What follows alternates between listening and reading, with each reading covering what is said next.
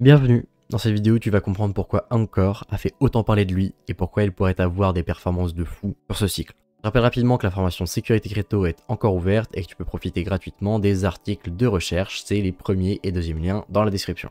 La vidéo va se dérouler en 3 parties, donc reste bien jusqu'à la fin car tu vas être absolument choqué des performances qu'on va pouvoir avoir sur l'année 2025, contrairement à cette année qui a été très moyenne pour le Anchor.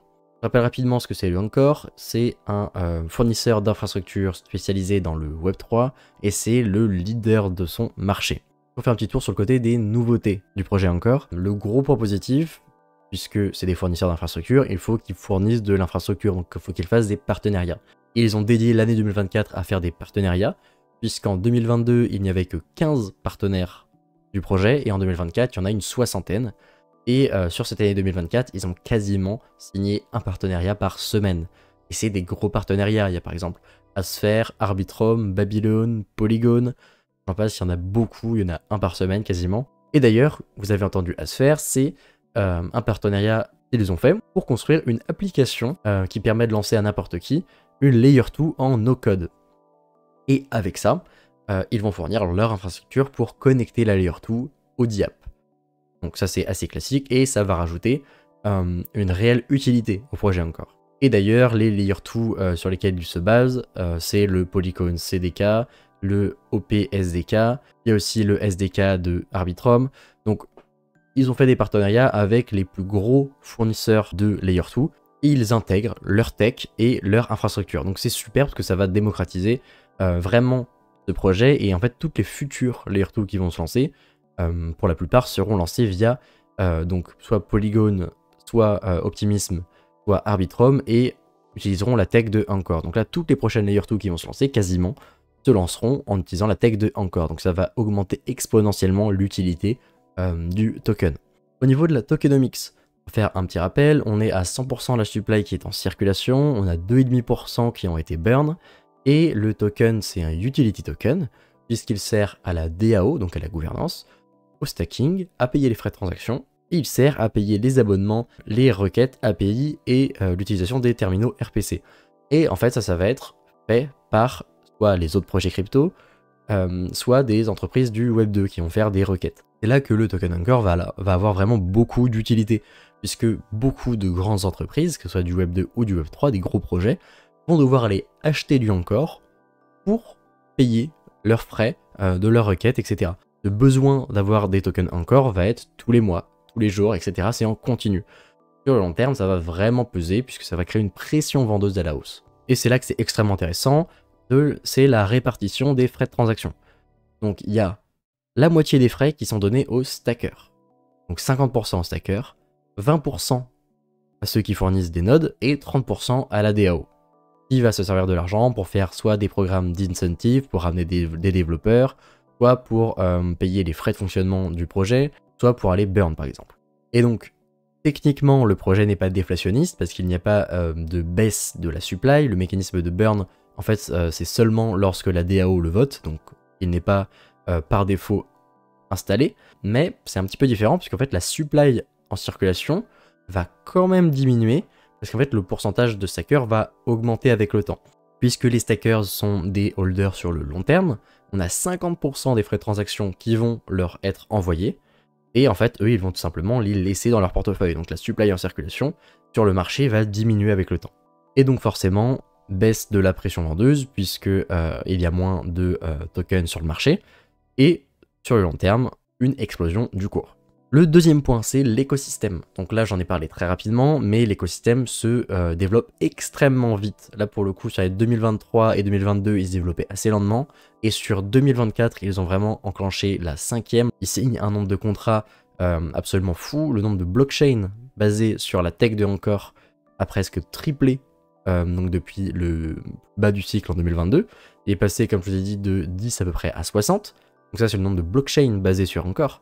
C'est même pas le nombre de partenaires.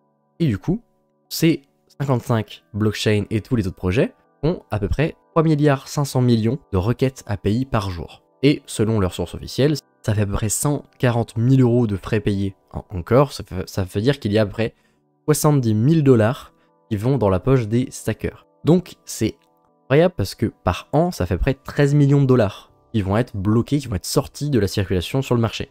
Et ça fait à peu près autour de 6% de baisse de la pression vendeuse par an. C'est pour ça qu'on voit en fait ce genre de projet qui, dès qu'il y a de l'engouement, va exploser d'un coup.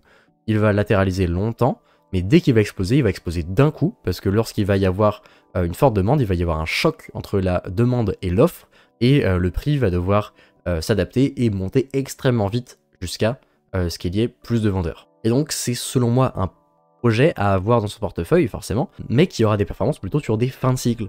C'est ce qu'on avait vu d'ailleurs lors du précédent cycle où il avait explosé, mais vraiment sur la toute fin de cycle il avait explosé d'un coup.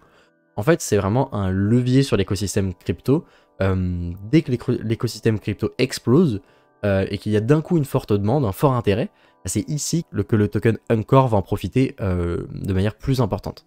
Mais du coup, vu que le mécanisme de capture de valeur il est vraiment très bien fait, ça va inciter toutes les entreprises à acheter du Encore et de les hold afin d'optimiser leurs coûts, parce que sur le long terme, le Encore va prendre en valeur puisque la supply en circulation va diminuer. Et donc on va avoir d'un côté les entreprises qui vont acheter et holder du Encore.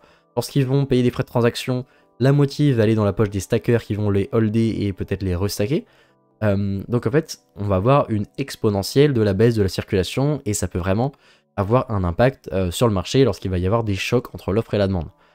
Et c'est pour ça que selon moi, il est très sous-évalué. Au moindre intérêt sur le projet, il peut aller faire un x5, x10 en quelques semaines ou peut-être 1 ou 2 mois. Enfin, ça peut être extrêmement rapide en fait sur ce genre de projet. Et du coup, ce mécanisme de capture de valeur, il est vraiment incroyable parce que si il y a beaucoup d'intérêt sur le projet, la pression vendeuse va diminuer, etc. Et c'est une exponentielle. On voit que c'est une boule de neige. Et en plus, ce mécanisme de capture de valeur est beaucoup plus important s'il y a beaucoup de blockchains et de projets qui utilisent le réseau. Et on voit que le projet se développe extrêmement vite. Troisième point, on va faire un petit tour sur la roadmap. Voilà, ils n'ont pas publié de roadmap pour l'année 2024 ni l'année 2025. Donc je vais me baser sur leur white paper qu'ils ont mis à jour en 2022. Et grosso modo, ils veulent asseoir leur position de leader dans l'infrastructure Web3. Et leur objectif, c'est de faire croître l'écosystème, donner plus d'importance, faire prendre plus de parts de marché à l'écosystème. Et on voit qu'ils y arrivent bien puisque le nombre de projets qui les rejoignent augmente tous les ans. Mais alors, concrètement, quelles avancées Encore a pu permettre? Alors déjà, ils ont mis en place des API qui sont complètement gratuites et multi-chain. Donc déjà, c'est incroyable parce que ça permet de faire des requêtes totalement gratuites, sauf si vous avez le plan pour les entreprises, mais là, ça partir de centaines de milliers de requêtes par jour, donc bon, normalement, vous ne serez pas concerné. Et même pour les plans payants, les coûts sont extrêmement bas. Donc au niveau concurrentiel, c'est extrêmement intéressant parce que le projet a réussi à diminuer énormément les coûts par rapport à l'infrastructure qu'on connaît dans le Web 2. En plus de ça, dernièrement, ils ont publié un outil no-code qui permet de créer, scaler et connecter une Layer 2 en quelques minutes. Donc ça, c'est une avancée incroyable parce que déjà, plusieurs projets essayent de pousser ça pour justement augmenter la facilité d'accès des Layer 2. Donc on a par exemple Optimism, Arbitrum, Polygon, etc. Il y en a d'autres. Mais donc là, ce qu'ils ont créé, c'est vraiment hyper intéressant parce que de nombreux projets, rien que par la facilité et les coûts très bas, vont passer par Encore pour créer leur Layer 2. Et d'ailleurs, si on va regarder sur les nouveautés sur leur Twitter, il y en a beaucoup qui commencent à s'y mettre. Et au niveau de la sécurité du smart contract, qui est très important pour ce type de projet, elle est au maximum. Les smart contracts sur toutes les blockchains ont 100% de taux de sécurité selon les derniers audits et les scanners en ligne comme D.5 par exemple, etc. Donc c'est un super bon point. Et là, on va passer au point qui vous intéresse le plus, le potentiel pour moi sur ce cycle. Alors avec toutes les infos que je viens de vous fournir, vous pouvez comprendre pourquoi le Encore il a quand même un beau potentiel et pourquoi il est sous-évalué. Et pourquoi, justement, s'il y a une explosion, il pourrait arriver assez rapidement dans le top 100 à peu près. Soit une capi de 3 milliards et à peu près 1 x 15. Et si en plus, il y a le narratif d'Epin qui reprend de l'ampleur, etc., avec des leaders comme Render, Akash qui exploseraient, on pourrait voir arriver le Encore dans le top 70, 75, peut-être 60, et une capi autour de 5 milliards de dollars, et ça ferait à peu près un x30 par rapport au cours actuel.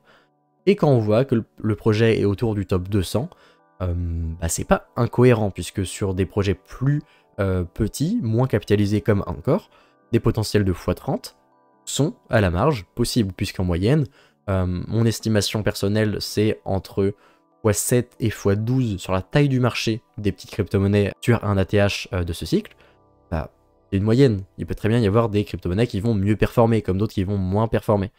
Et pour moi, c'est le moment d'accumuler du Encore. Moi, tous les mois, là, je relance un DCA sur le Encore depuis le mois dernier, tant qu'il est en dessous des 3 centimes.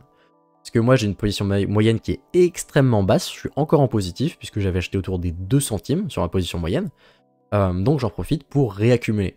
Et du coup, mes cibles, ce sont les suivantes. Mon TP1, ça va être autour des 14-15 centimes ici, puisque ça coïncide avec les 0,618 de retracement de Fibonacci et la liquidation voilà, de ce high ici, où là, il y a beaucoup de liquidités qui vont être bloquées jusqu'à ce que le prix aille les retoucher.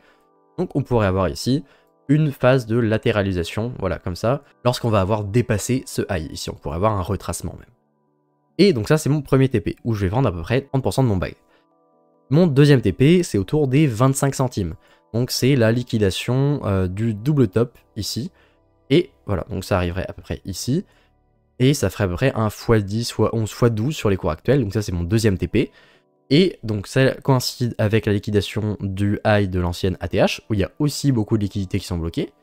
Plus ça coïncide avec les 1 d'extension de Fibonacci, donc du cycle précédent.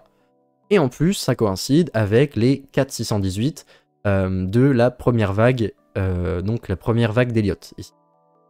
Donc là, on a beaucoup de choses qui corrèlent autour des 25 centimes, et en plus, c'est un chiffre rond. Donc là, on a beaucoup de choses, ça va être selon moi un beau mur à franchir. Et du coup, bah, je vais vendre la moitié de mon bag ici. Mon TP suivant, ce sera autour, voilà, ici, des 40 centimes, qui est un autre chiffre rond, où je vais vendre à peu près 15% de mon bag. Donc là, on a liquidé l'ancien ATH, et on arrive sur les 1,618 d'extension de Fibonacci, qui est une extension classique. On va dire que ça suit des proportions classiques selon les théories de Fibonacci. Et après, je vais laisser à peu près 5% qui vont servir de moonbag si jamais il y a une explosion, voilà, comme celle-ci. Comme si on regarde par rapport au cycle précédent, j'aurais pris un TP par exemple ici, ici, ici, et puis il restera un moonbag pour si jamais le projet explose vraiment, si jamais il y a une extrêmement bonne nouvelle, je sais pas, un partenariat avec une extrêmement grande boîte du Web 2, mais où ils utilisent vraiment l'infrastructure encore, par exemple comme des GAFAM, etc. Bon là c'est de la spéculation, mais on sait jamais, sur des bons projets, sur des projets de qualité, il y a plus de chances d'avoir des bonnes nouvelles. Et donc je laisse un moonbag au cas où il y ait de très bonnes nouvelles, et je laisse 5% qui vont courir, et dans ce cas-là j'aviserai au vu de la situation du moment, sur à quel moment je vais prendre mes profits. Si la vidéo t'a plu, tu peux me le rendre en t'abonnant, et je t'invite à aller voir ma dernière vidéo où je te présente un des projets avec le plus de potentiel, c'est Scale Network. C'est une microcap avec un potentiel d'au moins x100 selon moi. Merci beaucoup, et à bientôt.